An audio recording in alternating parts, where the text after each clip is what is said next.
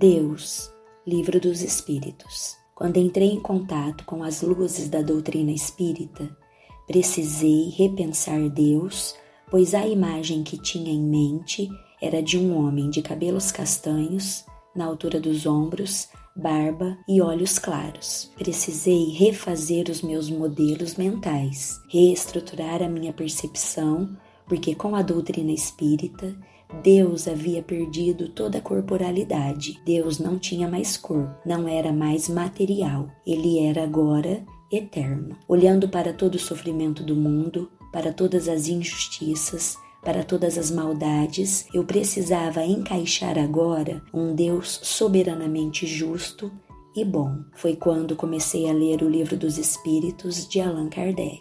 Então eu me recordo da pergunta número 4 do livro que diz: onde se pode encontrar a prova da existência de Deus? E os espíritos respondem: não há efeito sem causa. Procurai a causa de tudo que não é obra do homem e a vossa razão responderá. Esse é o senso comum nos dizendo que as coisas não acontecem do nada. Por mais que eu tente, por mais que eu me esforce, eu não consigo ver o nada produzir algo bom. Então, Allan Kardec comenta essa questão. Para crer em Deus, basta lançar um olhar sobre as obras da criação. O universo existe, logo tem uma causa, e duvidar da existência de Deus é negar que todo efeito tem uma causa e avançar que o nada pode fazer alguma coisa. A questão é que quando você lança um olhar sobre o universo, se tivermos a paciência de educar o nosso olhar e perceber, o espírito vê pela mente. Os olhos do espírito são seu pensamento e por isso contemplar é mais do que olhar. Contemplar é perceber, entender, interagir, apreciar, aprofundar e focar. E se você se der ao trabalho lento e gradativo de observar a natureza, talvez você comece a perceber que se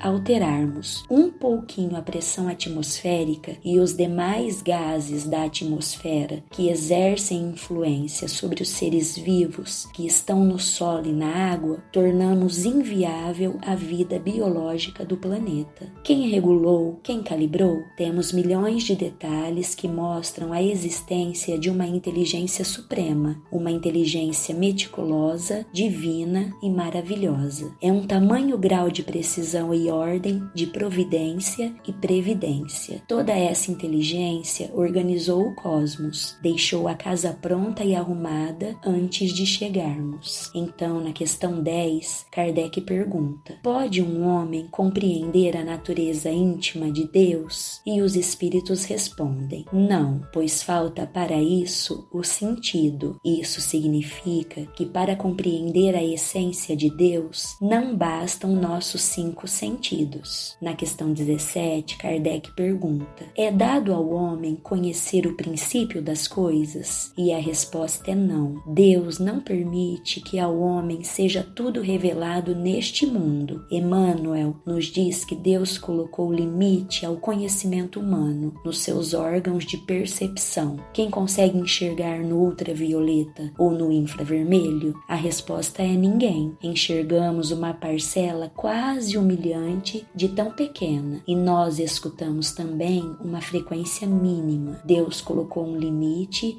à percepção do ser humano. E esse limite é providencial. Esse é um limite do encarnado. E aí então, toda vez que nós falamos sobre conhecer Deus, observa e contempla. Vede a obra para que você possa deduzir, adivinhar, lançar, propor o que seria Deus a partir de toda a sua obra. Na questão 244, Kardec pergunta: os espíritos veem Deus?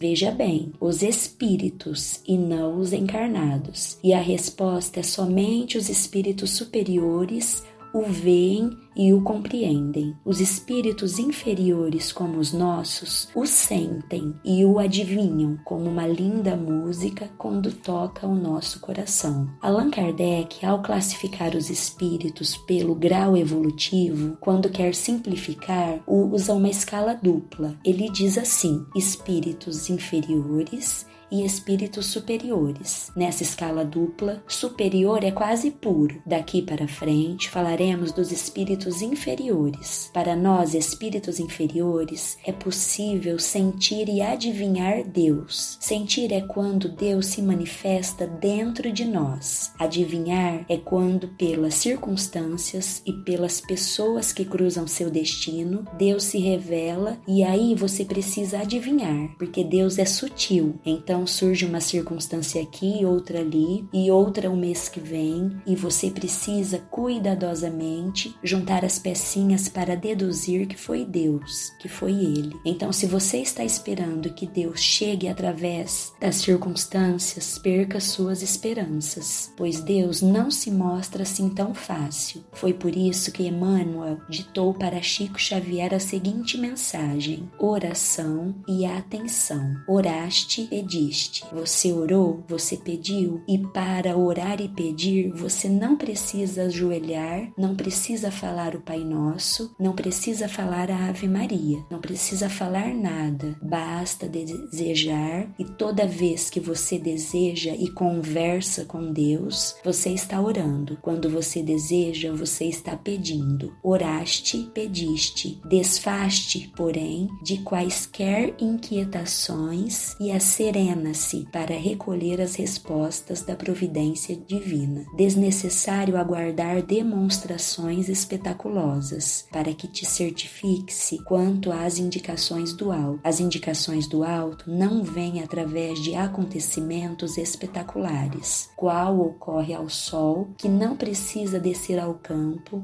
para atender às flores. Para isso, basta apenas a mobilização dos próprios raios. Deus conta com milhões de mensageiros que executam os excelsos desígnios. Ora e pede em seguida. Presta atenção. Algo virá por alguém ou por intermédio de alguma coisa, dando a ti as informações ou os avisos que solicites.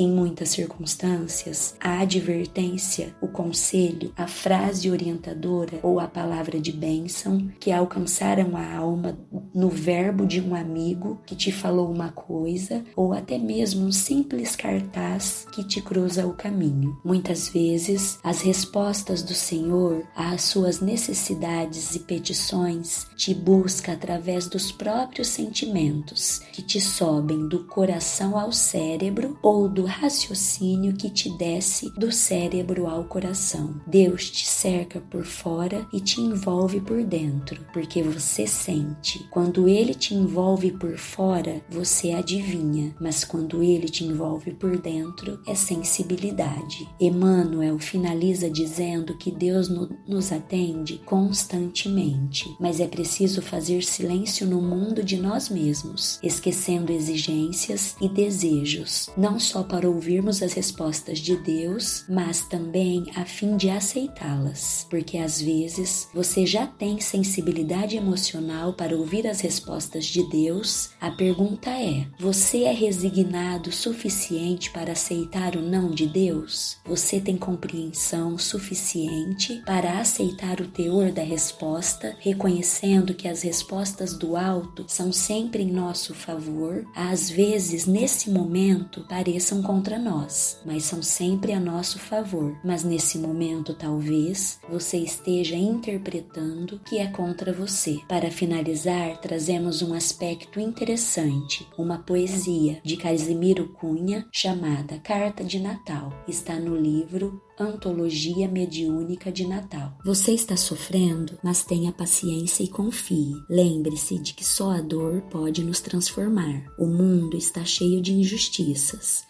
Mas acredite, ninguém é injustiçado de verdade. Se foi traído, perdoe e deixe o mal para trás. Deus é justiça maior, então não cabe a nós julgar ninguém. Não tente agir como Deus. Isso é um peso muito grande para carregar. Se você espera recompensas neste mundo, acalme o coração, pois às vezes o final da estrada traz amargura e decepção. Se você não recebeu recompensas, lembre-se desta lição: fazer o bem bem é a maior recompensa que existe. Se você quer algo do céu, saiba que o Senhor guarda a parte que você realmente merece. Se sentiu desespero, lembre-se de que você não colocou sua esperança no amor de Deus. Você acha que só você está esperando? Não se revolte contra nada. Quando o fim do dia chegar, na calma do crepúsculo e o corpo descansar, você vai ver o quanto foi grandioso, nobre e bonito aprender a esperar. E então vai entender que lá no alto, no coração da eternidade, Deus também está trabalhando, sonhando, buscando e esperando, principalmente por você.